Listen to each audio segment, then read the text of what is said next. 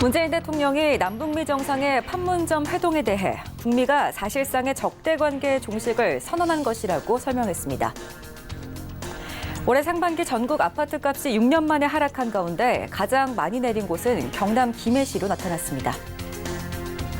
취약계층이 3년간 성실히 빚을 갚으면 남은 채무를 최대 95%까지 감면해주는 제도가 오는 8일부터 시행됩니다. 올 상반기 국내 주식시장의 변동성은 상당했습니다. 과연 하반기에는 어떤 전략을 세워야 할까요? 잠시 후 이슈플러스에서는 하반기 주식시장 전망을 알려드립니다. 센 뉴스플러스 잠시 후 뵙겠습니다.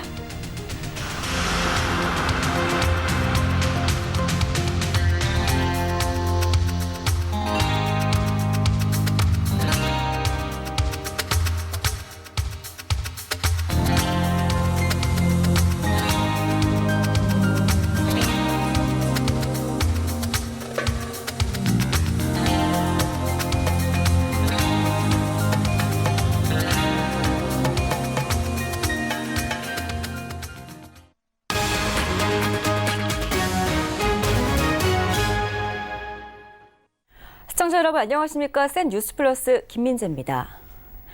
문재인 대통령은 역사적인 남북미 정상의 판문점 회동으로 북미가 사실상의 적대관계 종식을 선언했다고 말했습니다.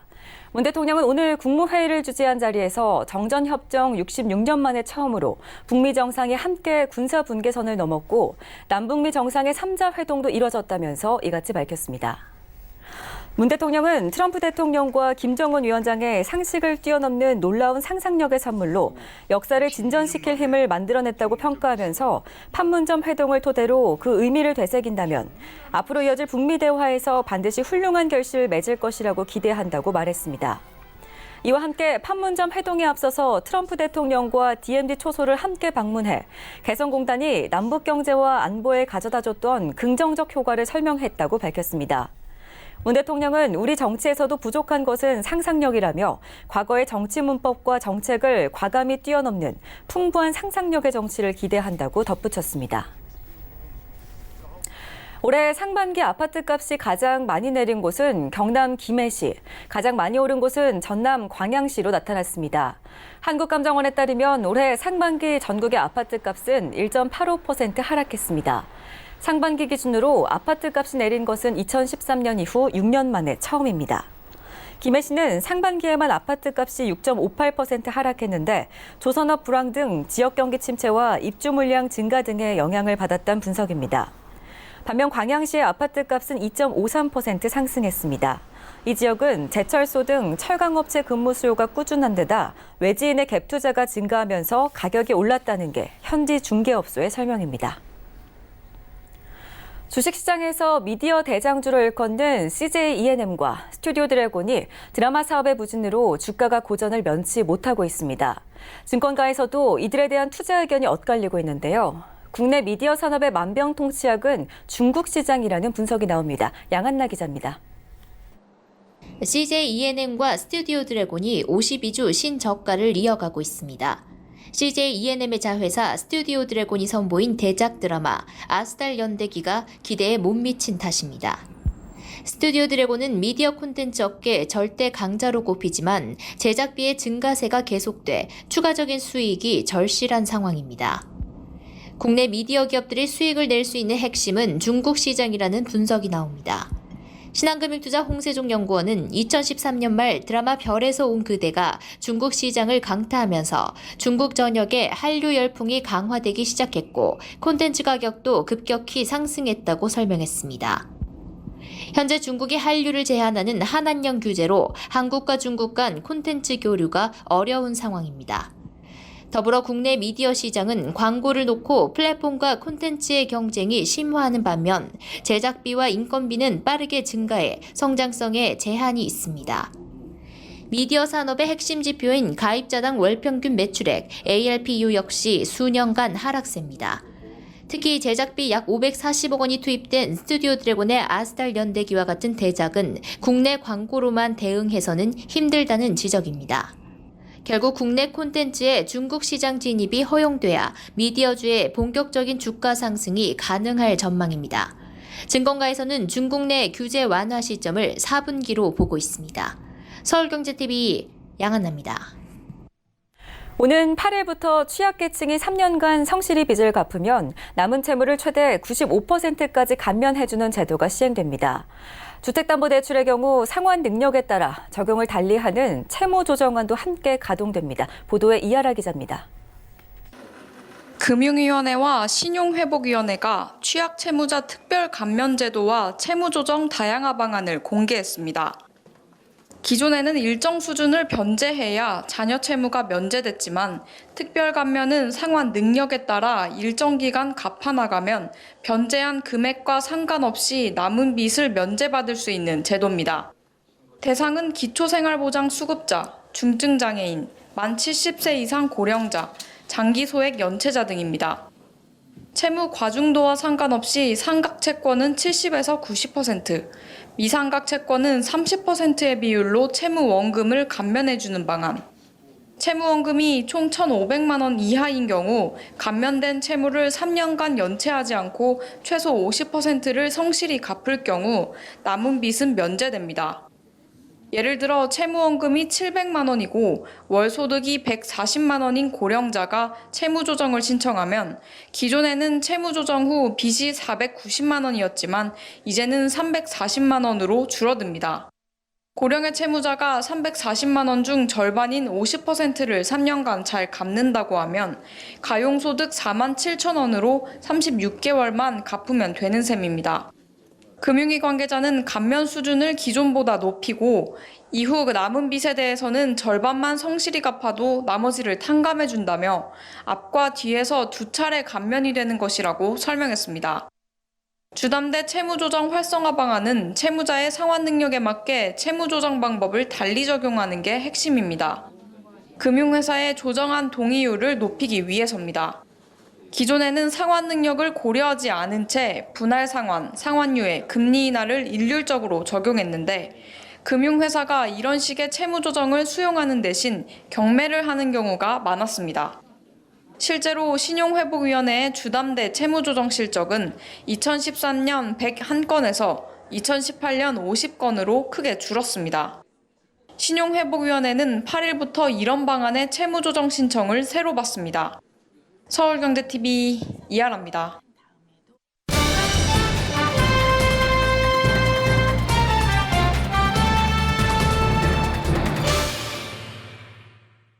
올 상반기 국내 주식시장 키워드는 변동성이라고 할 수 있을 겁니다. 2040선부터 2240선까지 오르락내리락 하는 일이 많았기 때문인데요. 7월이 시작되면서 이제는 하반기에 들어선 주식시장. 국내 투자자들은 어떤 전략을 세워야 할까요? 증권팀 이소연 기자와 이야기 나눠보겠습니다. 안녕하세요. 안녕하세요. 네, 이제 하반기 주식시장을 이야기하기 전에 일단 상반기 시장의 흐름을 잠깐 짚고 넘어가 볼까요? 네, 앞서 앵커께서 말씀하셨던 것처럼 지난 상반기에 우리 증시는 변동성이 강한 시장이었습니다. 지난 1월 2일에 2040선으로 시작했던 코스피는 1월 말에 2200선까지 오르는가 싶더니 3월에 2100선까지 다시 떨어졌습니다.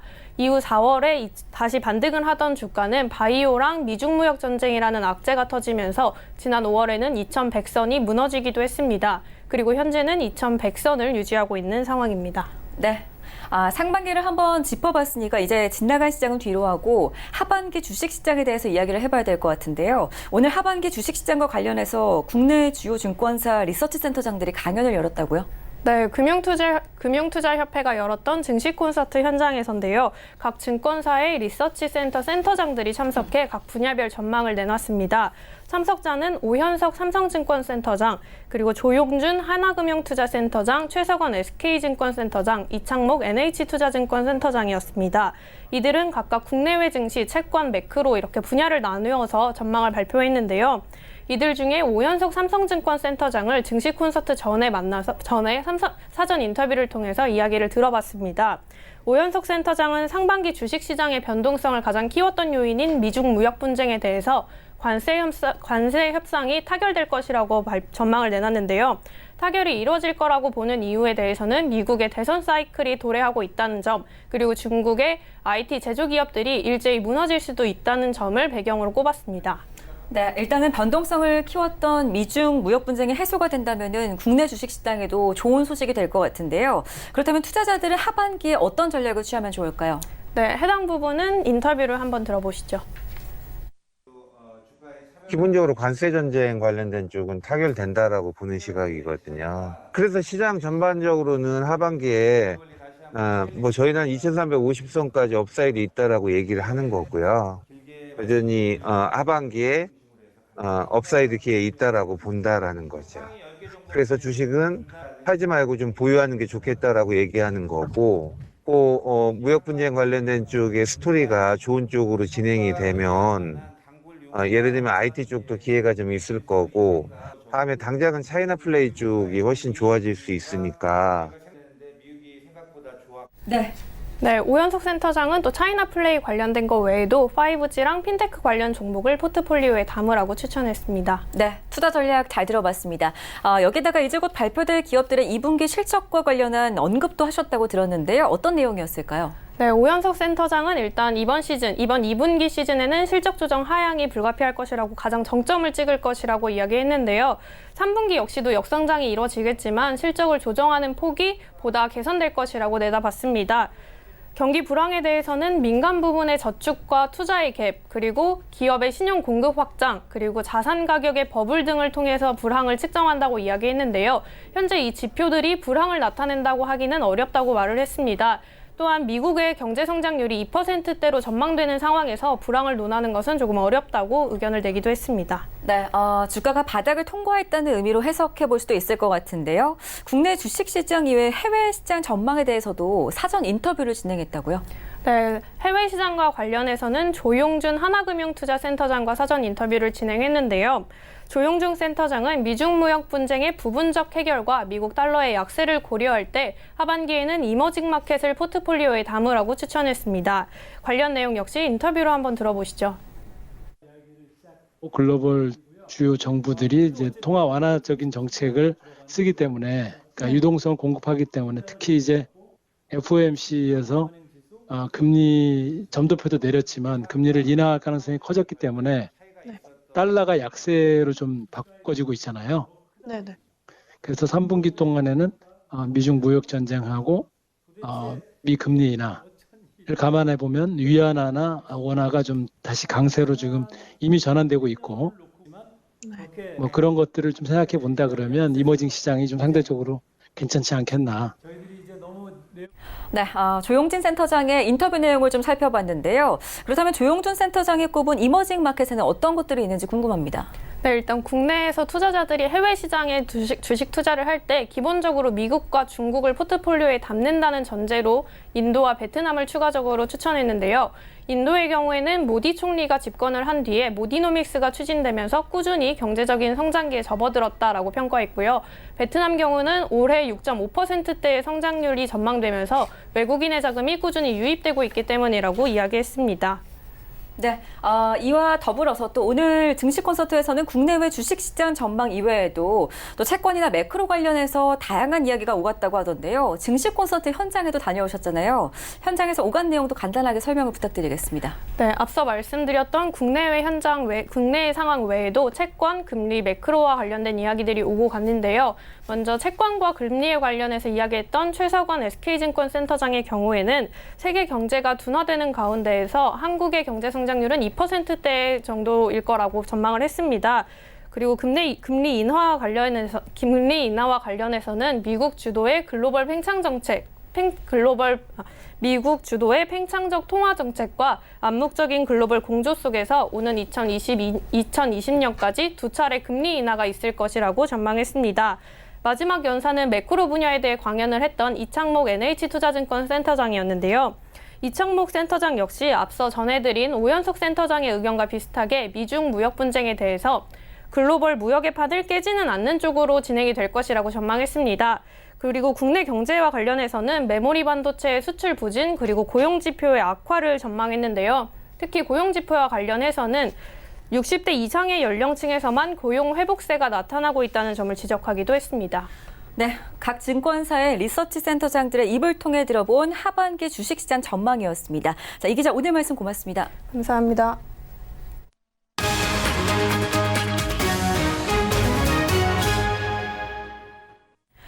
정부는 제조업 혁신을 위해 2022년까지 스마트 공장 3만 개 보급을 추진하고 있는데요. 이를 추진해 나갈 컨트롤타워 스마트 제조 혁신 추진단이 출범했습니다. 보급을 넘어 데이터 허브 구축까지 장기 로드맵을 구축해 나가겠다고 약속했습니다. 이보경 기자입니다. 생산 라인에 스마트 공장 시스템을 구축한 중소부품 제조업체 이렌시스. 부품이 완성될 때마다 모니터에 숫자가 올라가면서 생산 물량을 자동으로 체크하고 카메라 촬영만으로 불량품까지 걸러냅니다. 이 회사는 스마트 공장 도입 후 생산 효율성 향상은 물론 제품 신뢰도와 대외 인지도도 올라가는 효과가 나타나 매출도 10% 이상 늘었습니다. 앞으로 이런 스마트 공장 보급을 비롯한 중소기업 제조 혁신이 날개를 달게 됩니다. 중소벤처기업부는 스마트 공장의 보급과 제조 혁신, 표준화 등을 지원하는 스마트 제조 혁신 추진단을 출범했습니다.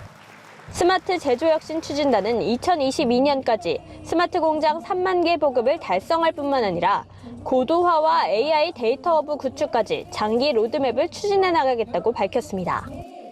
이 오늘 추진단 발족식이 단순한 어떤 공장의 업그레이드만 하는 스마트 공장이 아니라 우리가 스마트 공장에서 시작해서 AI 슈퍼컴 시대까지 길게 내다보는 그러한 긴 여정의 시작이다.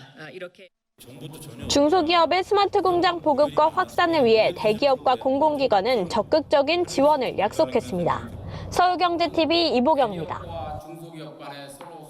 소비자 물가 상승률이 소비 부진과 유가 하락 등의 탓으로 반년째 1%를 밑돌았습니다. 통계청의 소비자 물가 동향을 보면 지난달 소비자 물가 지수는 104.88로 1년 전보다 0.7% 상승했습니다. 물가 상승률은 지난 1월 이후 6개월 연속 0%대에 머물렀습니다. 품목별로 보면 농축수산물이 지난해 6월보다 1.8% 상승해 전체 물가를 0.13%포인트 끌어올렸습니다. 공업제품은 지난해 대비 보합인 가운데 석유류가 3.2% 하락하며 전체 물가를 0.14%포인트 끌어내렸고 집세와 공공서비스도 각각 0.2% 떨어졌는데 집세는 2006년 마이너스 0.2% 이후 최저입니다. 통계청은 서비스 물가가 낮은 상승률을 보인 데다 석유류도 지난해 대비 국제유가 하락이 이어지고 유류세 인하 요인도 있어 하락세가 지속됐다며 소비 부진도 일부 영향을 미쳐 1%대 미만의 물가 상승률을 보였다고 설명했습니다. 정부가 123조 원에 달하는 공공조달 시장에 혁신 제품의 문을 넓히기로 했습니다. 정부는 오늘 오전 10시 열린 대통령 주재 국무회의에서 이런 내용을 담은 혁신지향 공공조달 방안을 논의해 확정했습니다. 우선 정부는 중소기업 기술제반 제품 우선 구매 대상을 선정할 때 기술개발 촉진 관점에서 재검토해 혁신 제품 위주로 채택할 예정입니다. 우선 기술개발 제품의 혁신성을 평가하는 지표를 마련하고 정부는 이 평가를 통과한 제품을 적극 구매할 계획입니다. 평가 지표는 범부처 태스크포스를 구성해 마련키로 했습니다. 또한 국가연구개발 제품은 공공조달 시장에 보다 빠르게 진출할 수 있게 하고 상용화되기 전 시제품도 혁신성만 갖췄다면 수의계약 허용 대상으로 지정하기로 했습니다. 조달청은 올해 12억 원의 예산으로 드론, 미래자동차 등 혁신성장 8대 선도 사업과 안전, 미세먼지 저감 분야 등의 혁신 제품을 구매하고 국가계약법에 수의계약이 가능한 혁신 제품 전용몰인 혁신 제품 통합몰을 운영할 예정입니다. 앞으로는 보험사가 MRI나 CT 결과를 이유로 치매보험금 지급을 거절하지 못하게 됐습니다. 금융감독원은 치매보험금을 지급할 때 MRI나 CT 등 뇌영상 검사를 필수로 요구하지 못하도록 약관을 개정한다고 밝혔습니다. 치매보험과 관련해 보험금 지급 분쟁이 많다는 지적이 있었기 때문입니다. 일부 보험사들은 MRI 등 뇌영상 검사 이상 소견을 보험금 지급 조건으로 내세웠지만 경증 치매의 경우 뇌 영상 검사에서 이상 소견이 나올 가능성이 적다는 게 금감원의 판단입니다. 특히 올해 1분기에만 치매 보험 계약이 88만 건 증가하는 등 가입자 수가 크게 늘어남에 따라 조치가 필요했다고 금감원은 설명했습니다. 앞으로 치매 진단은 치매 전문의의 소견과 일상생활 능력 평가 등 종합적인 검토를 근거로 합니다. 다만 보험사가 전문의가 실시한 검사 결과 내용 제출을 요구할 수 있어집니다. 금감원은 또 30일 이상 치매 관련 약을 먹어야 한다는 일부 보험사의 보험금 지급 기준을 삭제해 혼란이 없도록 하겠다고도 말했습니다. 개선안은 CT나 MRI 등 일부 뇌영상 검사에서 치매 소견이 확인되지 않았다 하더라도 다른 검사에 의한 종합적인 평가를 기초로 치매를 진단할 수 있다고 규정했습니다. 한편 금감원은 기존 판매 상품에 대해선 MRI 등을 사유로 치매 보험금 지급을 거절하지 않도록 각 보험사를 지도할 방침입니다.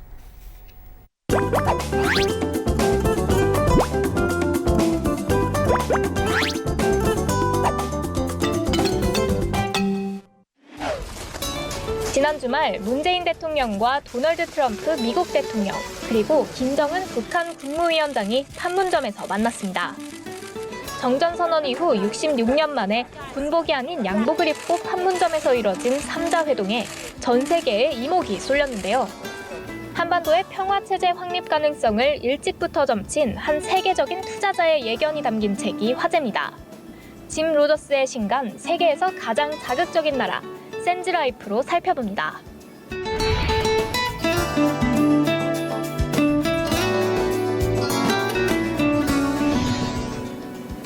워런 버핏, 조지 소로스와 함께 세계 3대 투자가로 불리는 짐 로저스의 아시아에 대한 분석이 담긴 신간 세계에서 가장 자극적인 나라가 지난 5월 20일 한국에서 출간됐습니다.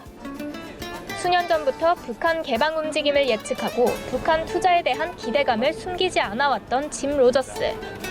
그는 남북이 통일되면 한국 경제가 안고 있는 문제는 전부 해결된다며 5년 후 아시아에서 가장 행복해질 곳은 한반도라고 단언합니다.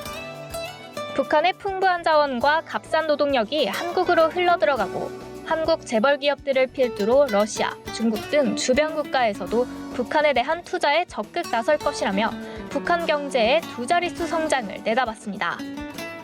그러면서 내가 일본에 사는 10살짜리 아이라면 당장 일본을 떠나거나 아니면 끔찍하게 변할 사회에서 자기 몸을 지키기 위해 AK-47 소총을 사겠다며 일본은 50년 혹은 100년 후 사라진다고 한국과 일본의 미래를 대비시켰는데요. 일본 입장에서는 가혹한 얘기일 수도 있지만 이 책은 지난 1월 일본 출간과 동시에 판매 부수 15만 부를 돌파하며 일본 아마존 베스트셀러 종합 1위를 차지했습니다. 소설가 무라카미류는 이 책에 대해 돈을 둘러싼 철학서라는 호평을 남기기도 했습니다. 세계에서 가장 자극적인 나라는 국내에서도 경제 부문 베스트셀러에 올랐습니다. 이 책을 수입한 출판사 살림은 한반도의 미래에 대해 그 어떤 책보다도 구체적인 고찰이 담겨 있다고 소개합니다. 지난 주말 도널드 트럼프 미국 대통령과 김정은 북한 국무위원장의 판문점 깜짝 만남이 성사되면서 한반도의 미래에 대한 시민들의 관심은 더 커지고 있습니다.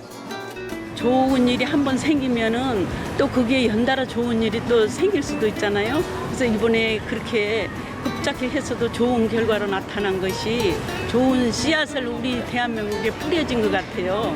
그래서 거기에서 싹이 튼다면 좋은 싹이 터서 그런 책도 그렇고 뭐 이런저런 많은 문화적인 그런 콘텐츠들도 많이 나오긴 하지만 이제 실질적으로 사람들이 이제 평소에 대화하는 그런 많은 부분에서 그런 얘기를 하는 거 자체가 좀 사회적으로 짐 로저스는 이 책에 미중 무역 분쟁 이후 시나리오는 물론 일본과 중국, 러시아, 인도에 대한 자신만의 분석도 담았습니다. 또 내가 청년이라면 콜롬비아나 베트남에 가서 살겠다면서 앞으로 어느 국가를 유망하게 바라보는지 드러내기도 합니다. 아울러 현금과 은행이 사라지는 시대에 대한 그의 묘사와 앞으로 뜨게 될 주식에 대한 로저스의 분석은 많은 세계 시민들을 솔깃하게 만들고 있습니다. 서울경제TV 고현정입니다.